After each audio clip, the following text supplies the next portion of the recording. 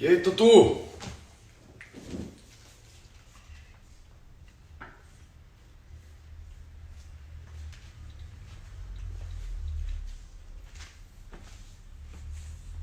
Kate na área, Kate. Tia Cirleia entrando aí. Bora, bora. Só esperar o Misael chegar aí pra gente começar a nossa live sem filtro. Vamos falar sobre tudo, sexo, drogas e um monte de coisa aí. Bora, bora. Vai ser algo poderoso.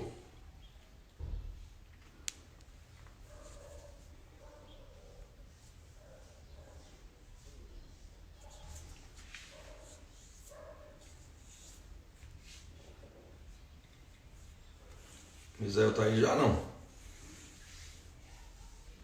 Paz, Kate, Luquinhas.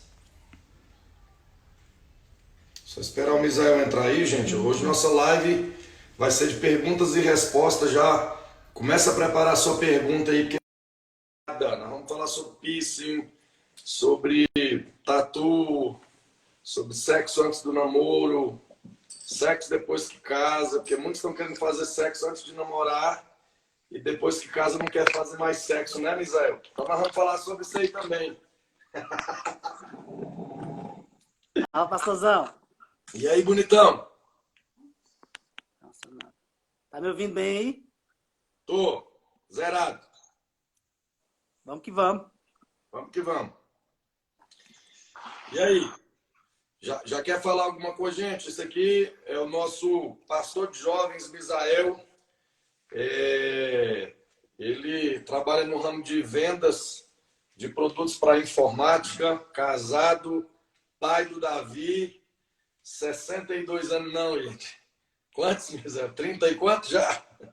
Idade de Cristo, 33. 33 anos, um homem bacana. E essa tarde vai ser uma tarde sem filtro, né, Misael? Então vamos Vamos falar falar tudo. de tudo. Vamos falar de tudo, pastorzão, sem filtro. Inclusive, Uau. eu já quero alertar a galera que tá chegando aí. Prepare sua pergunta, independente de qual assunto ela seja. Prepare a sua pergunta, que a gente vai abrir daqui a pouco para as perguntas aí. Vamos responder tudo sem filtro. Uau, vamos lá. Quer falar alguma coisa enquanto a galera vai entrando, Misael? Fica à vontade. Cara, essa live aqui hoje, a gente vai sempre partir do princípio seguinte, que esse aqui é o nosso manual. Uau. Manual de instruções aí. O cristão, pronto, aí, ó. O cristão, Uau. ele tem o seu manual de instruções. A gente vem com o manual, isso se chama Palavra de Deus, se chama Bíblia. Uau. Então, tudo que nós falarmos aqui hoje nessa live, todos os temas vão ter embasamento bíblico, porque essa Bíblia aqui é o manual de sobrevivência do cristão aqui na Terra, e todas as nossas ações devem ser regidas por este livro aqui, ó. Bíblia Uau. Sagrada. Top. Top.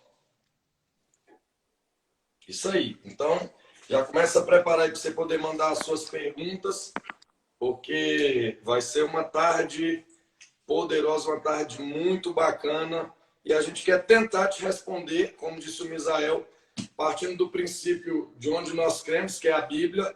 Nós vamos colocar nossos pontos de vista, o que a gente pensa, o que Deus pensa sobre isso. A gente vai conversar e já dando start, dizendo para você que tudo não te é lícito, mas nem tudo te convém. Você pode todas as coisas, mas também você não pode, não deve se deixar dominar por nenhuma dessas coisas, né? Só para a gente fazer um esquenta enquanto a galera vai chegando, Misa, a gente sempre fala muito, né? Por exemplo, pastor, posso namorar com um não crente?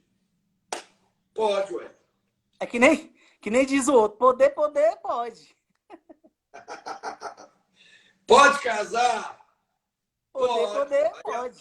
aí a pergunta que a gente faz é, por exemplo, um pássaro e um peixe pode namorar? Pode. Eles podem casar? Pode. Agora, onde é que vai morar? O pássaro vai morar no fundo d'água ou o peixe vai morar lá nas alturas? E aí a gente vai abordar alguns desses aspectos aí, vai ser bacana, vai ser legal. Já clica aí no coraçãozinho, já vai enviando para todo mundo, clica no aviãozinho aí, vai mandando para a galera que tá só começando. É como diz, né? O peixinho vai querer ir pro culto dos peixes E a ave vai querer ir pra balada das aves, né? Quem dos dois vai ter que ceder, né?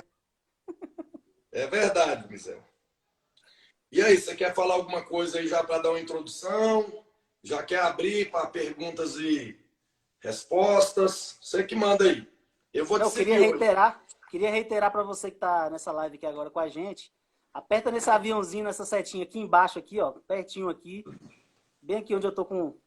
Aperta aí, chama os seus contatos, chama aquela galera que você acha que vai ter interesse nessa live, porque hoje nós vamos fazer sem filtro e vamos responder, falar de tudo à luz da Bíblia, tá? Vamos entrar um pouquinho na questão para os jovens também.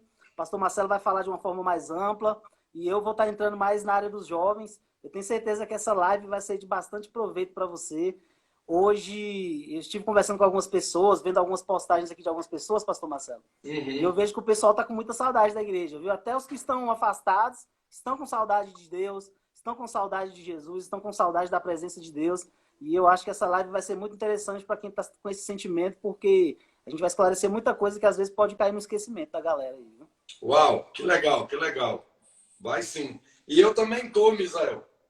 Saudade da gente celebrar, de fazer aquele bom rock and roll, né? Cristão, aquela pegada sacudir, fazer A voadora! o negócio acontecer. Rapaz, nem fala. Tá circulando um vídeo meu por aí, que minha esposa gravou, rapaz, aqui dentro de casa. Eu não sei se de repente a gente solta um trecho dele algum vou fazer um desafio aqui. Se os irmãos participarem bastante nessa live, no final da live eu vou mostrar um pedaço do vídeo. Pô, fechou! Yeah!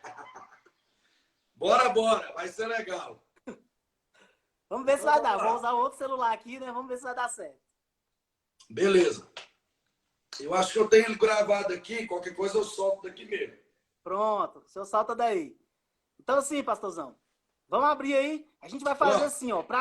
A gente abre para as perguntas. E aí a gente responde uma das perguntas. Depois a gente abre de novo para as pessoas fazerem novas perguntas. Fechou. Vamos lá. Beleza? Beleza. Então vamos lá, vamos ver se alguém já tem alguma pergunta. É a Roberta entrando aí, seja bem-vinda, Roberta. Luquinhas na área, Tuane na área.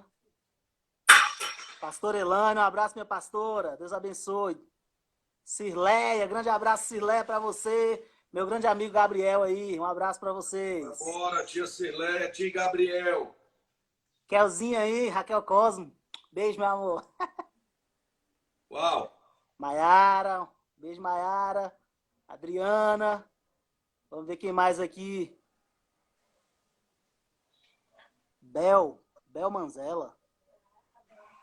Bacana, Belzinha, filha da auxiliadora que dorme no Senhor. Ô, Bel, um abraço pra você, viu?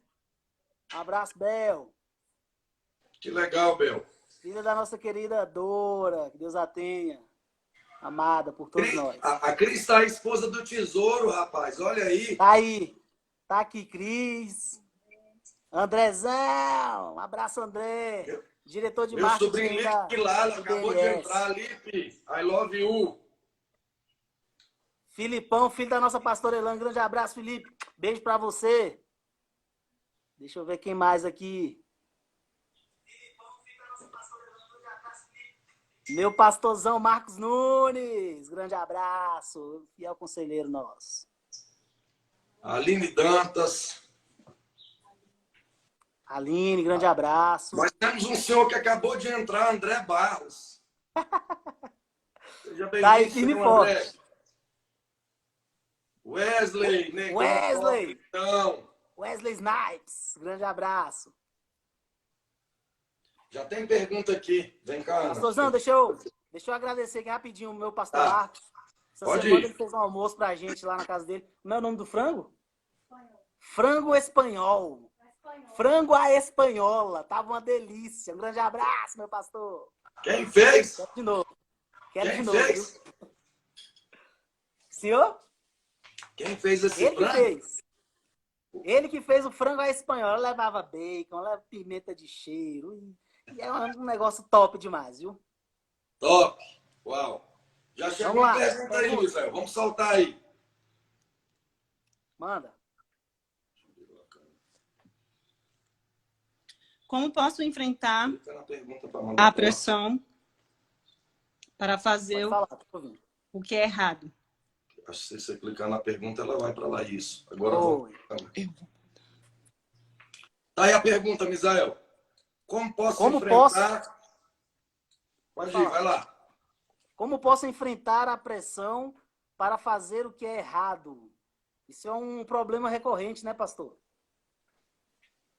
Verdade. Aquela velha questão que está lá em Salmos de se assentar ou não na roda dos escarnecedores, né? O engraçado é que isso levanta uma questão muito intensa. Porque nós só podemos receber pressão daquilo que nós temos ao nosso redor. Uau. Portanto, isso fala muito de com quem nós estamos andando. Porque se você anda com pessoas que são cristãs, pessoas que têm os mesmos hábitos que você quer ter, hábitos de ir à igreja, hábitos de orar, hábitos de jejuar, a pressão dessas pessoas vai ser para que você faça aquilo que é correto segundo aquilo que a gente segue. Então, quando fala em sofrer pressão para fazer o que é errado, no meu modo de ver, a gente já está andando com quem tem tendência a fazer o que é errado. Porque a gente só sofre pressão por aquilo que anda perto de nós. Correto ou não? Verdade.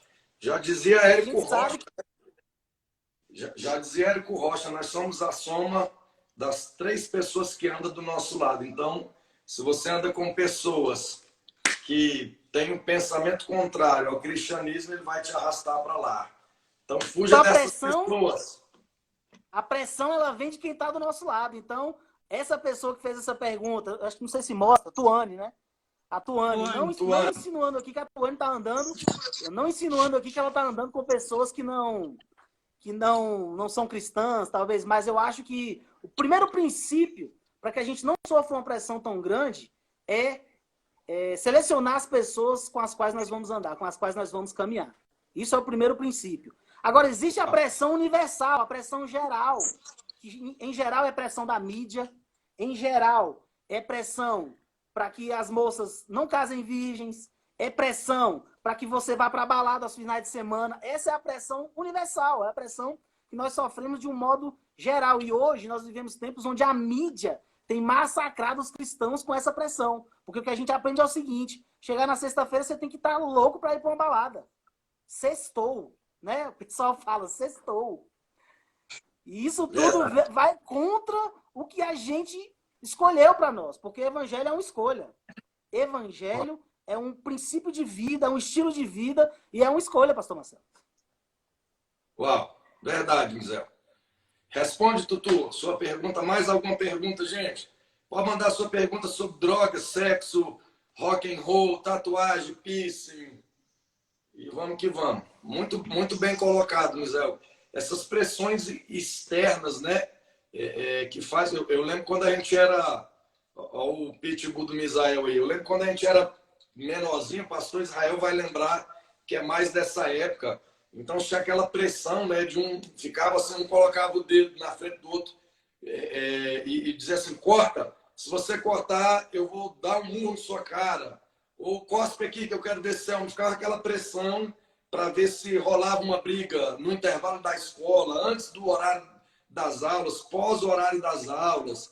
E nós que éramos cristãos, como é que a gente, né, resolvia quanto a isso? Né? Então a gente nem cuspia e nem cortava o dedo. E aí tinha os seus apelidos pejorativos da época, mas a gente não cedia a isso. Então, se você está pressionado, gente, se você está sendo pressionado por qualquer convite lá do mundo, meu convite para você é: não ceda a essas pressões. Tenha Jesus como a sua bússola, a sua referência, e você vai dar bom para você.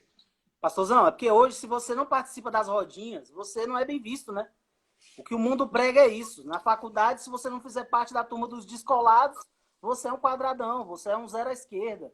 Então, há pressão, sim. Para a maior parte dos seus amigos, dos seus colegas de trabalho ou dos seus colegas de faculdade, eles vão para uma festa, há uma pressão para que você esteja junto, para que você esteja no meio. Mas Jesus nos chamou justamente para isso, para nós fazermos a diferença. Nós somos o sal. E o sal, onde ele chega, ele faz a diferença. O sal, ele não se mistura. Portanto, Uau. você está aqui nessa terra para você deixar o sabor de Jesus para as pessoas. E não para você pegar o que elas têm a lhe oferecer, mas para que você possa passar para eles aquilo que foi dado a você por intermédio do Espírito Santo, que é a palavra de Deus, do Evangelho. Uau, uau. Que bela resposta, Misael. Gente, mais alguém com pergunta aí? Bora. Manda Vamos aí que que vamos. estamos aqui aguardando. Vamos que vamos. Perguntas. Até o Ted entrou na live aqui. É. Eu mostrei.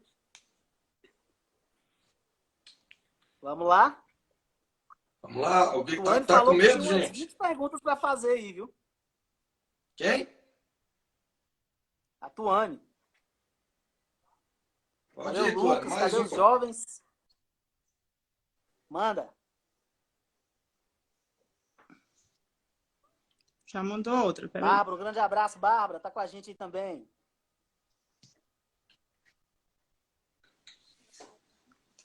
Pastora Raia, Porque grande os abraço. jovens têm dificuldade de sair de cima do muro, ou seja, decidir entre Jesus e o mundo. Vai lá, Misael.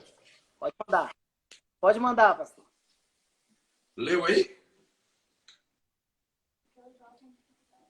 Isso, porque os jovens têm dificuldade de sair de cima do muro, ou seja, decidir entre Jesus e o mundo. Na verdade, é uma questão assim até bem fácil, né? O cristão tem que estar em cima do muro. Ele vai ser bombardeado? Vai. Como a gente falou agora há pouco. Existe uma passagem bíblica onde o profeta questiona o povo e fala assim: até quando cocheareis entre dois pensamentos? E cochear, a gente que estuda um pouquinho sobre a Bíblia, a gente vai entender que cochear é você estar em cima de uma corda bamba. Você pende, ora para um lado, ora você pende para outro lado. Então, na corda bamba você não tem uma posição concreta. Você uma hora está pendendo para um lado, outra hora está pendendo para o outro para tentar manter o... Isso é cochear. E o profeta ele questiona o povo de Deus. Até quando que vocês vão cochear entre dois pensamentos? Até quando vocês vão ficar em cima do muro? Então, o cristão autêntico, ele não pode, especificamente os jovens, porque os jovens eles são muito errados. Há uma pressão em cima do jovem na sociedade, porque o jovem é a futura mãe de família, de amanhã. Então, nós não podemos estar cocheando entre dois pensamentos, pastor Marcelo. Uau, uau. E a própria Bíblia, né, Misael, vai dizer que ou sejamos quentes ou frios, porque se formos mornos, o Senhor estará a ponto de nos vomitar. Quem é que gosta de café morno? Quem é que gosta de uma comida, uma lasanha morna? Quem é que gosta... Não, ou é quente, meu irmão, ou é frio. Então, a indecisão ela é uma decisão. Então, se você está em cima do muro, decida para que lado que você vai pular. Não podemos achar normal estar em cima do muro. Todos os dias, a decisão é de servir o evangelho. É fácil? Não é fácil. Mas é uma decisão diária. É um leão por dia que nós matamos. Nós não somos perfeitos, nós não somos homens nem mulheres de peitos de aço. Nós não estamos aqui para nos acharmos melhores do que aqueles que estão sofrendo no mundo. Não. Nós estamos aqui para todos os dias vencermos o pecado. É uma decisão diária, pastor Marcelo. Todos os dias. Uau. Uau. Tem mais uma pergunta aí, Misael. Gente, pergunta nessa figurinha de interrogação, tá? Acho que teve 2 perguntas de jovens aí que foi nos comentários. Refaça ela aí no ponto de interrogação para a gente responder. Pergunta da Kate Neguinha. Da Kate. Kate, do nosso louvor. A tatuagem é pecado? Por quê? Você quer dar seu ponto de vista aí, Misael? Depois eu falo. Bom, na verdade é o seguinte. A gente precisa entender qual é o intuito, né? Qual o objetivo da tatuagem, né? Uhum. Primeiro ponto. Qual a motivação, né? Não da tatuagem que você vai fazer, de um modo geral. De um modo geral, qual a motivação desse corpo, né? Qual a motivação de se fazer em determinada parte do corpo? Acredito eu que, obviamente, para chamar a atenção. Primeiro ponto. Segundo ponto, o que a Bíblia vai falar a respeito disso, né? Lá no livro de 1 Timóteo, fala assim, ó, que as mulheres elas devem com modéstia, que é uma passagem que vale em geral para os cristãos. Nós devemos nos vestir e nós devemos nos comportar com modéstia. Então, quando a passagem fala que as mulheres e os homens eles devem se enfeitar com modéstia, justamente para que nós não chamemos a atenção para o nosso corpo. Hoje nós temos vivido dias onde o mundo tem tentado invadir as igrejas. Nós vemos pessoas com vestes que não são tão apropriadas. Hoje, pastor Marcelo, estamos diante de um juiz. Uma mulher não pode ir com calça apertada. Ela vai ser barrada. Um homem não pode ir de bermuda. Um homem não pode ir de uma forma muito extravagante. A primeira coisa que vai acontecer é essa pessoa ser barrada. Então, um dos aspectos do cristianismo é nós estarmos vestidos com modéstia, de uma forma que não chame a atenção. Primeiramente, ela é para chamar a atenção.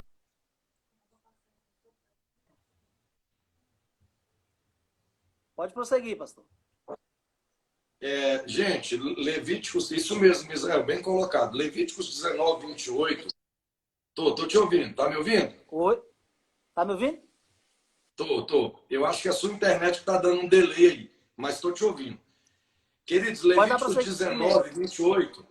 Levíticos 19, 28 vai dizer assim: não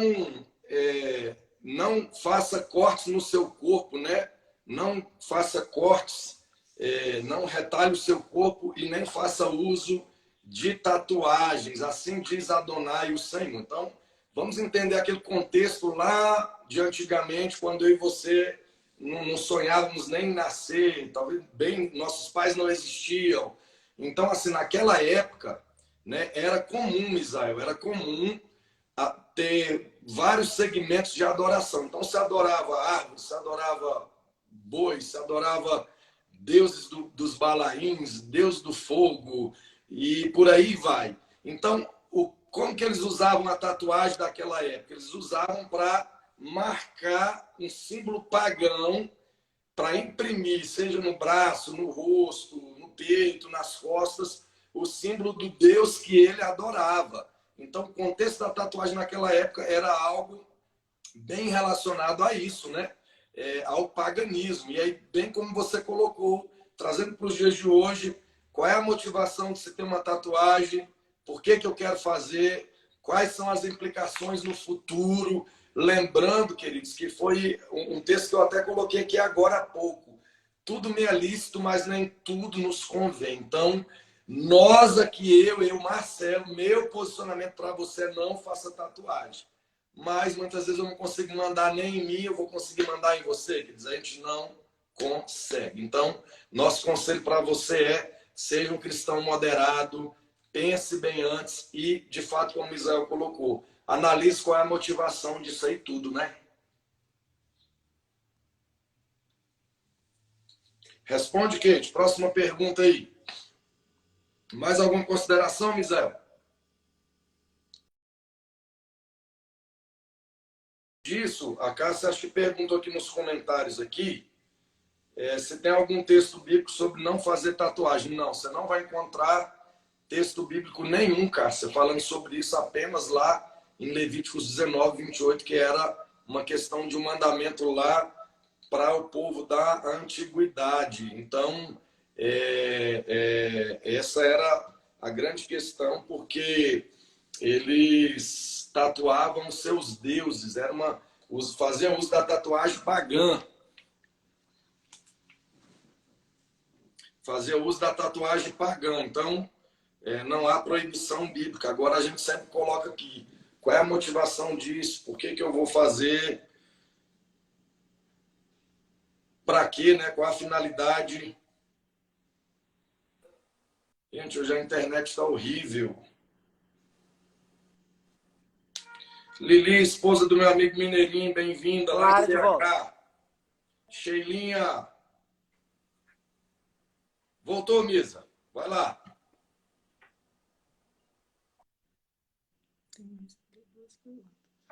Acho que está travando, Misael, sua internet.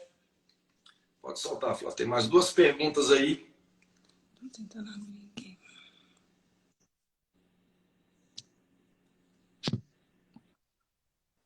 Eu acho que é a sua internet aí, bonitão. É, né?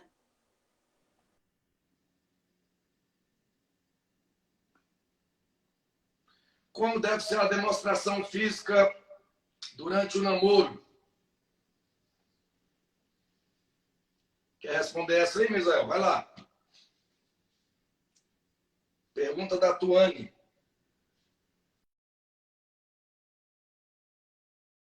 Oi, Misael. Vamos lá, Misael vai voltar aí. Tá ruim a conexão hoje da internet, gente. Mas eu vou adiantar aqui, Tuane, sua pergunta. Como deve ser a demonstração física de afeto durante o namoro? Gente, a primeira coisa mais picante, mais excitante na vida de alguém é o beijo de língua. Então, quando você começa a beijar, quando você começa lá a trocar língua com língua, o trem começa a subir uns calafrios, começa a subir Opa, estão me vendo aí, pastor? Estão me vendo aí, pastor? Agora tô. Agora tô. Vai lá, Misael. Pergunta da Tuane aí.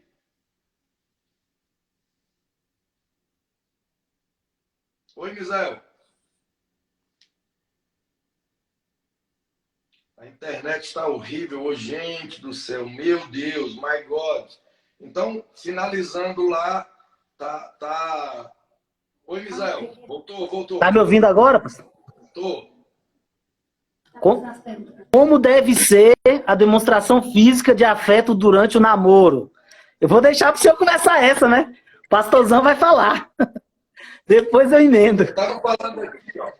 Vou repetir, eu estava falando que a questão do namoro, gente, a questão física, ela é algo, por exemplo, que começa a partir do beijo, né? Então, um beijo é uma demonstração onde te leva a excitação, onde vai vir um calafrio, onde os cabelos da cabeça sobem, onde os hormônios saem para fora, porque o que corre aqui dentro não é óleo de azeite derramado sobre a cabeça de Davi, é sangue. Você tem hormônios, né, Misão? Então é normal os seus sangue ferve. Você, né, vir a flor da pele. Então, a demonstração de carinho no namoro, a gente diz assim, faça a corte, que no namoro, durante o namoro, você no máximo pegue na mão e evite beijos onde você está colocando a língua na boca de seu namorado e ou vice-versa, porque isso vai despertar outras coisas. E, na verdade, Tuane, você está fazendo um namoro cristão e não um namoro braille, né? O que é o namoro braille? É aquele namoro que eu vou sair pegando no corpo, eu vou sair tocando, e isso aí leva à imaginação e, consequentemente, ao adultério, à queda, ao sexo antes do casamento. E quando a gente beija, vocês têm uma ideia, o beijo ele vai falar muito sobre a ligação de alma, a transferência de emoções. Não é apenas o ato sexual também que transmite isso, mas o beijo é uma troca de emoções. Então, tudo que está na vida da pessoa que eu estou beijando passa para mim, e tudo que está em mim eu levo para a pessoa que eu estou ali beijando. Então, pense sobre isso. Pode complementar. Pastorzão, a questão também é porque para nós cristãos o namoro ele já é o prelúdio, né? Ele já é o início do casamento. Então, no nosso meio não existe essa de que a gente vai... vou namorar aqui para testar para saber se esse aqui é o meu escolhido. Não deu certo, eu vou testar esse daqui para saber se é o meu escolhido. Não. O namoro ele tem que ser uma decisão pensada, em conjunto, porque quando você namora, você já não namora só o seu parceiro, você está namorando a família. Você namora já o seu futuro sogro, sua futura sogra. Vem tudo no pacote. Então, para nós cristãos, o namoro ele já é o primeiro passo para o casamento. E o senhor falou bem, pastor, tudo começa no beijo. Ninguém vai direto aos finalmente, já direto de uma vez, pá, pum, foi. Não. Tudo começa no beijo. E eu conto sempre uma experiência que eu tive com a minha esposa quando nós namorávamos. Nós entramos um ano, que eu não me lembro agora o ano que foi, mas nós fomos dar o primeiro beijo no ano, no mês de março.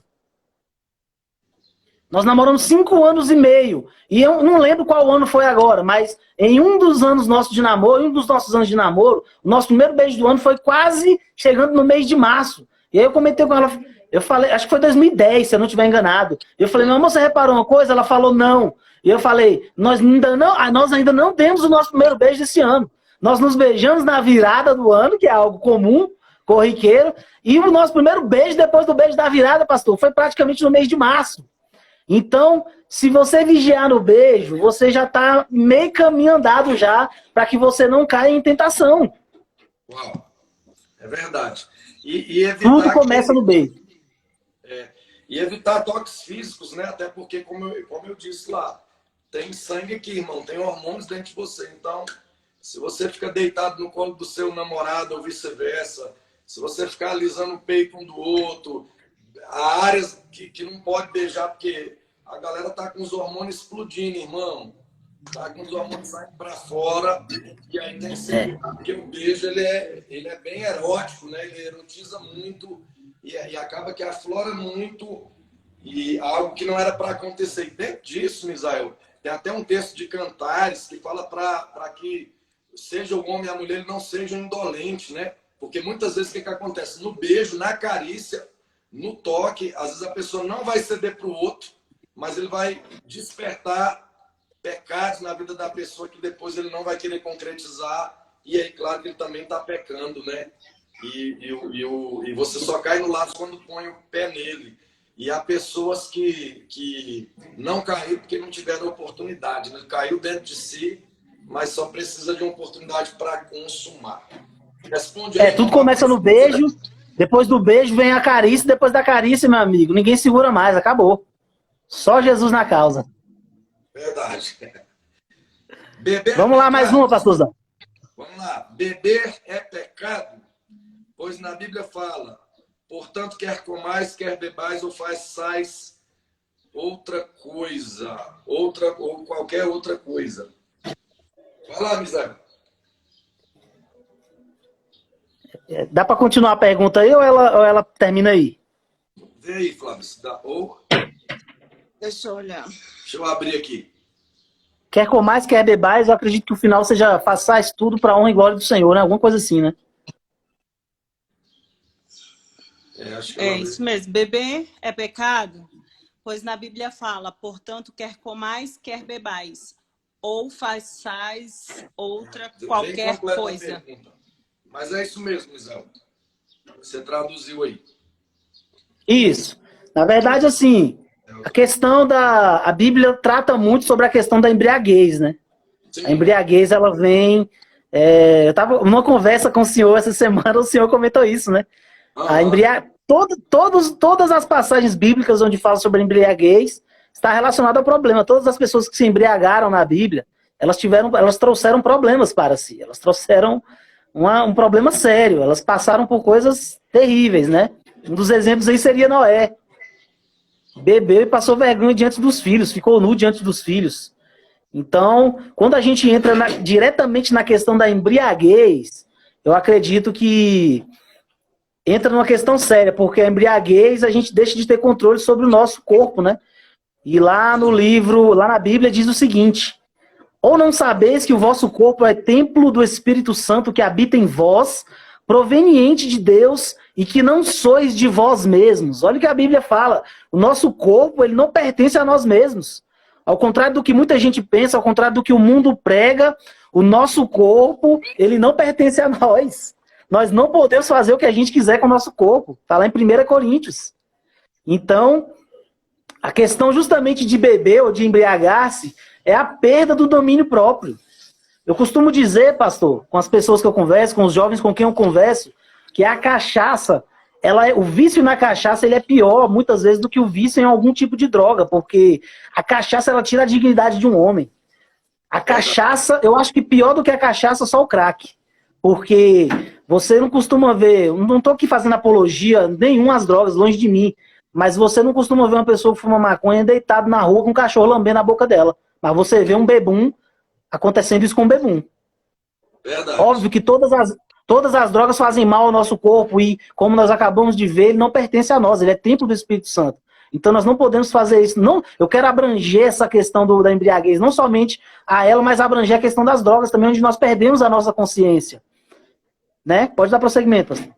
Verdade. E dentro dessa questão da cultura, né, Misael, hoje, vamos supor, o que a gente está vivendo hoje, irmãos? Eu não estou aqui para discutir se você gosta do presidente que temos ou não, se você prefere o governo passado ou se você quer que esse governo passe. Então, qual é a lógica? Eu, Marcelo, preferia que tivesse tudo normal, irmão, todo mundo trabalhando, eu preferia. Então, a gente mora num contexto aqui que as pessoas não querem trabalhar, mas elas estão fazendo festas e bebendo, porque elas precisavam de um motivo. E o brasileiro, latino, né, de sangue quente, nós somos calientes em decisões, em tantas e tantas coisas. Ele, assim, se ele está feliz, ele bebe. Se ele está triste, ele vai beber. Se algo saiu errado, ele vai beber. E essa pessoa, irmão, ela acaba que ela não vai ter o autocontrole. A Bíblia vai dizer assim, não vos embriagueis, mas enchei-vos do Espírito Santo de Deus. Então, qual é a onda? Qual é a parada? Quem é que vai beber para não se embriagar, né? Eu tenho amigos que não são crentes. Eu falo, por que você não bebe? Ele, rapaz, o bom é embriagar, ficar loucão, doidão, arrancar roupa, pular, e no outro dia nem que ficar rindo e a gente não saber o que fez. Eu estive fora do país, gente, e a cultura para lá é bem diferente. Claro que tem, né, Misel? Aqueles casos de gente que bebe e tal. Mas, assim, você pegar, sei lá, 10 europeus, gente, às vezes o cara vai pegar ali, ó, uma taça de vinho, ele vai beber e vai dizer, agora só bebe mês que vem. Agora faz isso com o brasileiro, irmão. Faz isso com o brasileiro, né? Então é complicado. Na verdade, a Kate, ela entrou justamente nessa questão que você está falando, a pergunta que ela colocou aí. Só é pecado beber se chegar no ponto de embriaguez ou não beber de forma alguma? Eu acho que tudo parte do princípio, pastorzão, de domínio próprio, né? Como a gente está falando. Eu acho que tudo está diretamente ligado à questão de domínio próprio. Uau. Eu conheço pessoas, e ela ainda colocou, tipo vinho, ela colocou sobre vinho. Eu conheço pessoas, pastor, que quando chega a sexta-feira, a boca delas está salivando. E elas já estão agoniadas ali no trabalho ou na faculdade, e elas começam já a salivar, e, cara, eu preciso ir para uma festa hoje, eu preciso beber. Isso é um vício. Isso é um vício incontrolável, é um desejo incontrolável. Essa pessoa não tem domínio próprio, ela não consegue controlar a si mesma em relação à bebida. E isso, Misael, leva o pai de família a priorizar. Ele sai, né, como você falou, seja de serviço ou da faculdade. Se ele tem um filho, ele vai para o bar primeiro, né? Então ele vai passar no bar. Meus pais eram assim antes de converter. Então quando meu pai voltava, meu padrasto voltava do serviço, a primeira coisa que ele passava era no bar. Então se ele chegava às 5 horas, ele ficava no bar de 5 à meia-noite. E tínhamos que ir lá buscar ele, senão ele não voltava. Então traz prejuízos moral, afeta seus filhos. E aí, aquilo que a gente está colocando aí, Kate. Quem não tem domínio próprio, meu irmão, qual é o nosso conceito? Claro que diante de tudo que nós estamos falando, gente, nós não estamos proibindo você. Tudo te é lícito, mas nem tudo te convém. Então a Bíblia vai falar sobre embriaguez, mas a gente quer responder sua pergunta com outra pergunta. Me diz aí, quem é seu amigo que consegue tomar um cálice de vinho daqueles pequenininhos e ter o autocontrole de dizer, opa, chegou, daqui eu não passo mais? Dificilmente. Outro detalhe importante, pastor. Outro detalhe importante, se a gente for colocar como não ingerir sequer uma gota de forma radical, eu vou dar um exemplo. Minha mulher fez aqui há pouco tempo atrás uma costela suína, fica tão top quanto a costelinha do Outback. Costelinha suína que leva vinho nesse prato. Esse prato ele leva vinho. E ficou uma delícia. Então, se nós formos levar o pé da letra, de verdade, a gente vai ter que abrir mão de muita coisa. O senhor é um ótimo cozinheiro, um exímio cozinheiro, nosso Masterchef. E eu acredito que algum prato que o senhor faça, leve vinho na receita. Ou estou enganado? Sim, sim. Portanto, a gente não pode radicalizar e falar assim, então não se pode ou não se deve beber uma gota sequer. Tudo parte do princípio do autocontrole. Está escarnecendo a Deus, está escarnecendo o Evangelho, está escarnecendo o cristianismo. Tudo parte desse princípio. Uau, isso aí. Então vamos para frente. Wesley colocou aqui, ó. A bebida alcoólica é a porta de entrada para as outras coisas. Concordamos, isso aí. Pastor Elane colocou aqui, às vezes começamos com um copo e depois perdemos o controle. Isso aí é interessante. Perfeito. Perfeito, é a questão do autocontrole. Perfeito. E Provérbios 25, se eu não estiver errado, ele vai dizer assim, para a gente finalizar o tema bebida. De quem são os ais, né? E aí os sujeitos assim, me espancaram, me bateram, arrancaram minha roupa, levaram todo o meu dinheiro, me deram uma sova. Mas na verdade ele bebeu tanto que ele saiu de si e ele começou a imaginar coisas que tinham acontecido com ele, quando na verdade não era. Ele perdeu sua razão. Noé fez isso, se embriagou, dançou pelado, em frente às suas filhas. Um outro exemplo, Jacó tomou tanto, encheu a cara, casou com a mulher errada, sofreu. Então todo mundo que se envolve com bebida arruma problema. Fuja disso. Isso aí. Como os rapazes podem incentivar as moças a se vestirem recatadamente? Gente, aí é uma transferência. Você não pode transferir. Você quer pai para o namorado o cuidar da roupa da sua filha, né? Se for casada, aí o marido, a gente brinca assim, não tem homem aí para comprar uma saia maior para essa esposa, não. É uma situação, mas no namoro não é seu namorado que tem que definir a forma recatada com que você vai se vestir, sim seus pais, né? E sim você mesmo também sendo cristão, não é isso, Mizel? Claro, dentro do casamento, pastor, eu acho que essa questão cabe ao casal, né? Às vezes a mulher ela quer pegar um pouquinho pesado ali, ela quer vestir uma roupa mais, não sei, mais insinuante. Eu acho que cabe ao marido trazer ela para si, dentro disso que a gente está falando aqui, ó. Acabamos de ler o versículo. As mulheres devem se vestir com modéstia. Então trazer para a Bíblia e falar, ó, você tá indo contra a Bíblia. Você tem que se vestir com modéstia. Não chame a atenção de outras pessoas para o seu corpo. Eu acho que isso, dentro do casamento, o homem ele tem um papel fundamental. Porque muitas vezes as mulheres fazem isso até de forma ingênua, vamos dizer assim. Às vezes a mulher se veste uma roupa, ela se sente bem, olhando, se vendo daquela forma. Talvez a intenção dela não seja nem chamar a atenção de outros homens na igreja, onde quer que seja. Mas eu acho que cabe ao marido trazer ela um pouquinho para a realidade e mostrar que realmente aquilo ali não tá bacana, não tá legal. Né? É uma questão mesmo de uma decisão coletiva, vamos dizer assim. Isso quando passar dos limites, né? Verdade. Responde, Tutu, sua pergunta. E se for namorado, não é seu namorado que tem que incentivar você a se vestir recatadamente, não. Aí é a questão dos pais observar isso e dizer, filha, você não vai sair com essa roupa aí, você não pode. Próxima pergunta aí. Como consigo vencer os atos de linguagem própria, palavrão, etc. A Bíblia diz, não saia da sua boca palavra torpe. Aquilo que você fala diz muito respeito do que você ouve, do que você escuta e do que você tem dentro de si. A boca fala do que está cheio o coração. Se teu coração está cheio de palavrão, se tua vida está cercada de palavras que criam atmosferas, e palavras têm presença. Conforme você as pronuncia, as celas vão se materializar e vão prender você. A grande questão aí, pastorzão, também, é que do que nós estamos nos enchendo, né?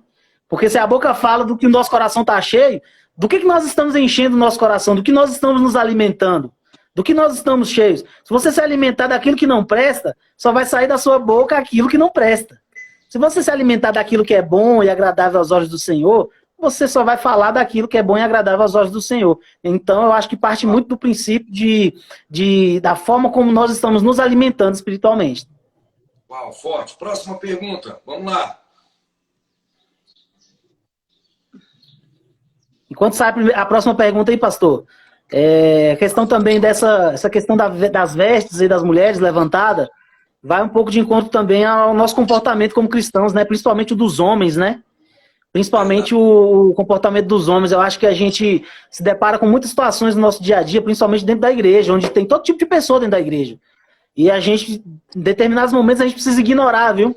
Em determinados momentos a gente tem que olhar para frente, esquecer quem está do lado e ignorar, como homens e mulheres de Deus mesmo, para que a nossa atenção não seja desviada. Verdade. Verdade. Uau, show, Misael. Que tipo de música devo evitar? Entramos novamente na questão de falarmos daquilo que nós estamos cheios, né? Do que nós temos nos alimentado. E a música, ela tem um papel fundamental, pastor.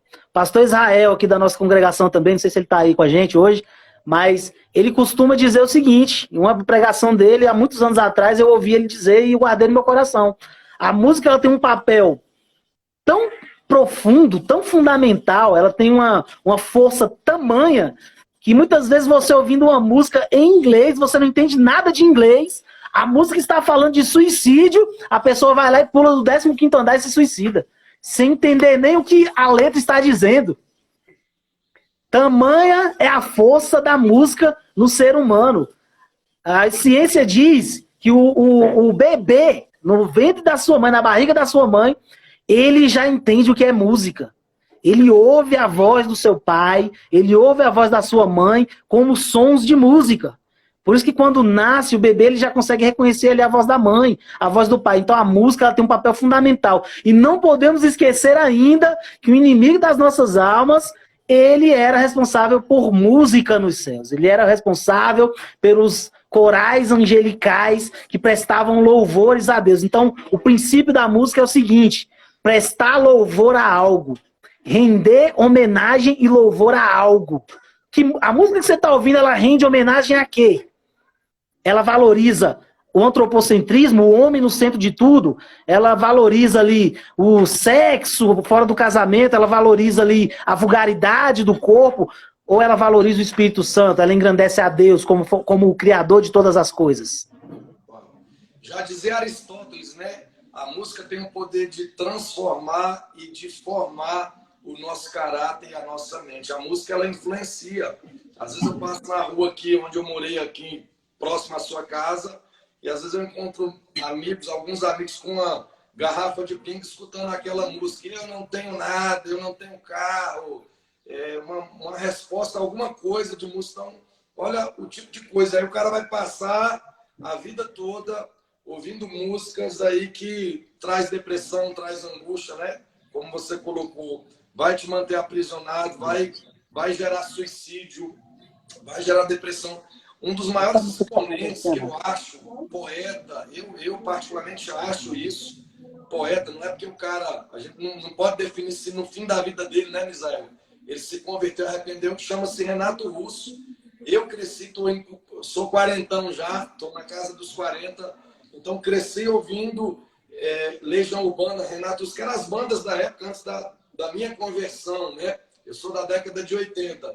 Então o que acontece? Nas suas entrevistas ele dizia, ele teve uma parte onde ele contava só coisas sobre depressão, angústia, suicídio, tédio e tanta outra coisa. E de repente ele diz, lendo a Bíblia, eu descobri que o que eu falava não era legal. E aí, a partir daí, eu mudei o disco, porque eu sabia que era uma influência. Então, a música ela tem o poder de influenciar você, como disse nosso querido Misael. E quando você canta, pastor, você está declarando algo. Nós precisamos entender, nós cristãos, nós sabemos que a nossa palavra ela tem poder. Eu já trouxe essa mensagem uma certa vez na IBMS.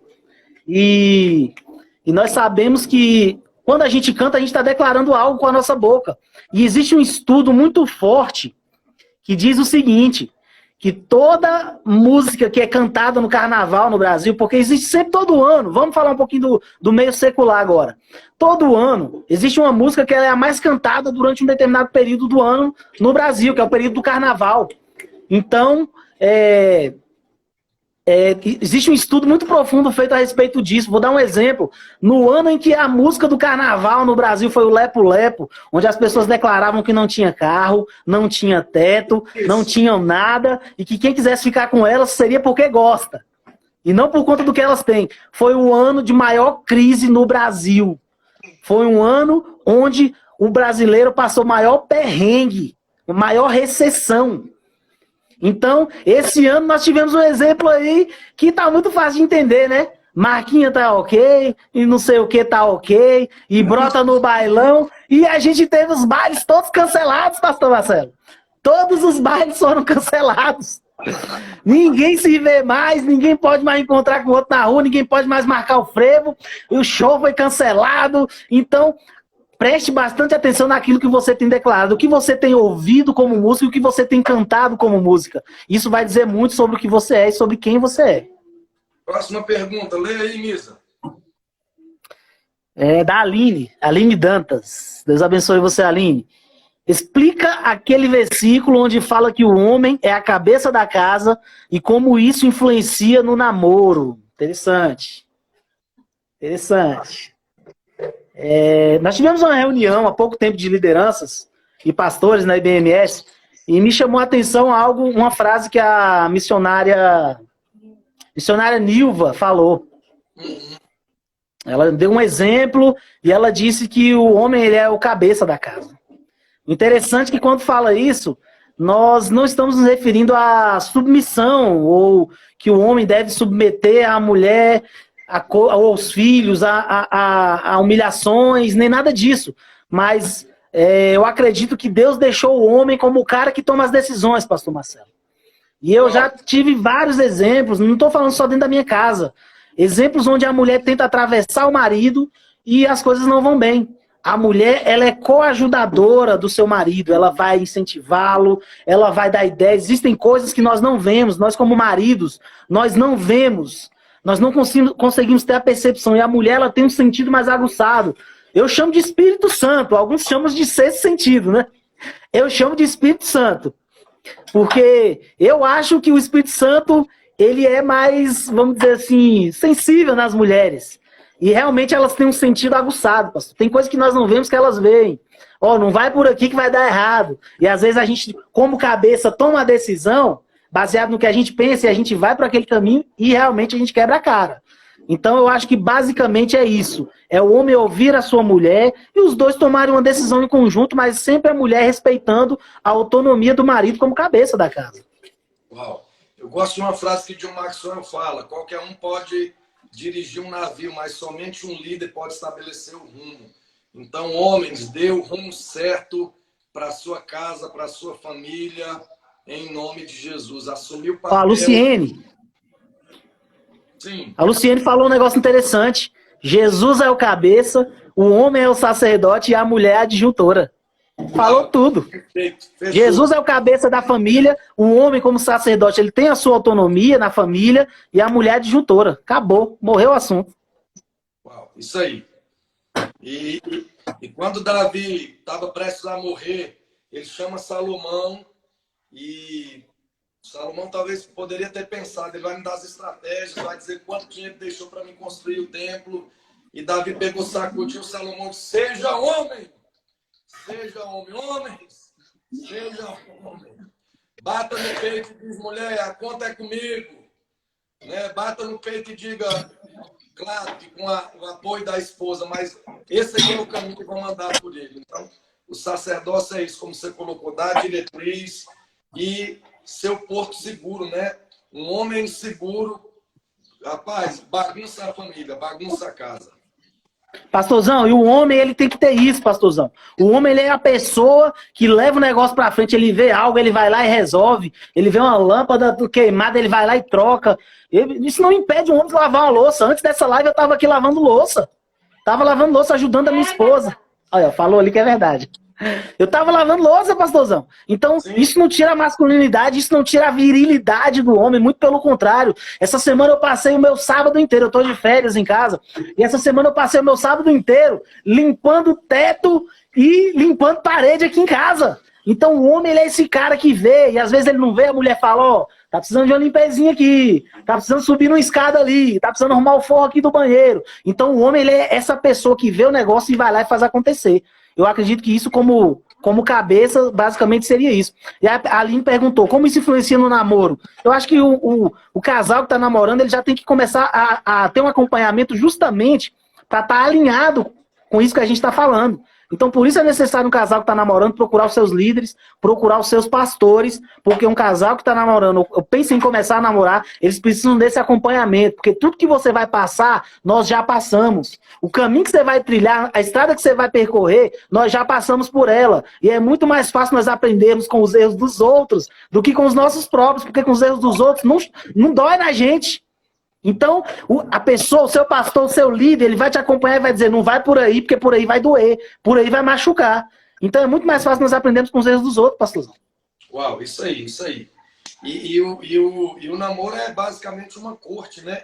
Onde você vai conhecer a pessoa, a família, os posicionamentos. Então, se no namoro, seu namorado já é paradão, né? O que é o sacerdócio, queridos? É assumir a responsabilidade da família. Porque muitas vezes o sujeito está ali, namora, noiva, mas se a noiva não for lá e resolver tudo, não tem casamento. Então daí você começa a ver coisas que amanhã vai trazer para dentro do casamento e depois o sujeito casa ou a mulher casa, virou a câmera. E aí depois a pessoa está lá assim, dizendo, não vou separar, porque eu não sabia que ele era assim. Sabia sim, só que você não quis ver o que estava à sua vista. A Tuane está desesperada, perguntando se vai continuar a live. Sim, quando cair a live, nós vamos reconectar e nós vamos continuar aí até responder todo mundo, beleza? Vamos que vamos. Vai lá. Ó, o André Barros comentou aí, ó. Quer aprender com erros? Fale comigo. Soltou um meme aí. Seria pecado conversar e andar com homossexual? Vai lá, Misael. Vamos lá. A gente sempre precisa partir de princípios, né? Nossa conversa aqui é basicamente baseada em princípios cristãos. Então vamos partir de princípios. A Bíblia condena ou não essa prática? E segundo, é algo duro de se falar, não sei, talvez tem pessoas aqui assistindo a gente hoje aqui que talvez possuam essa prática, mas a Bíblia, ela condena essa prática. Nós temos que amar as pessoas, nós temos que amar o nosso próximo acima de todas as coisas, e a pergunta é o seguinte: seria pecado conversar e andar com homossexuais? São duas coisas bastante diferentes. Demais. Conversar e caminhar junto. Andar, eu entendo aí, é caminhar junto. Então, eu tenho pessoas do meu convívio que são homossexuais. Não do meu convívio, basicamente, mas pessoas que eu conheço. Pessoas com as quais eu converso, pessoas que me procuram, talvez, para aconselhá-las. E nós precisamos entender que esse é o manual do cristão, esse é o manual do ser humano na Terra, e ele condena a prática homossexual. Tem um versículo bíblico, pastor? Só para o senhor poder entrar nessa questão.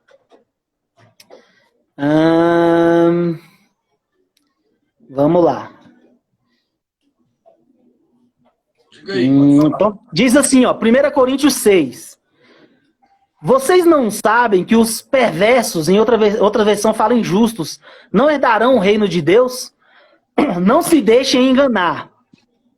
Nem imorais, em outras versões diz fornicadores, né? Pessoas que praticam sexo antes do casamento. E eu acredito que seria interessante a gente falar sobre isso aqui. Nem os imorais, nem idólatras. Aí nós vamos entrar de novo. Fechado. Nem imorais, nem idólatras, nem adúlteros, nem homossexuais, passivos ou ativos. Em uma versão mais antiga diz, nem os efeminados.